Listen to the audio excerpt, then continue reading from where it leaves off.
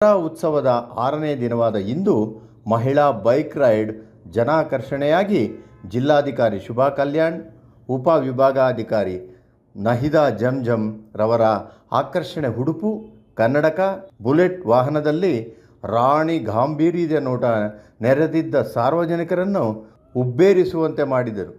ಅವರ ಹಿಂಬದಿಯ ಸಾಲಿನಲ್ಲಿನ ಮಹಿಳಾ ಮಣಿಗಳು ಸಹ ನಾವ್ಯಾರಿಗೇನು ಕಮ್ಮಿ ಇಲ್ಲವೆಂಬಂತೆ ಪರಸ್ಪರ ನಗುವಿನ ಸನ್ನೆ ನೋಟದಲ್ಲಿ ಮಿಂದೆದ್ದರು.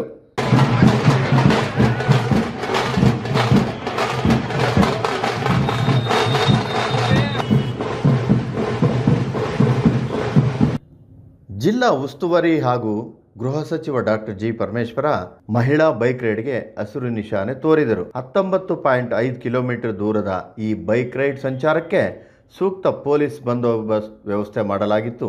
ಸುದ್ದಿ ವೀಕ್ಷಣೆಗೆ ವಂದನೆಗಳು.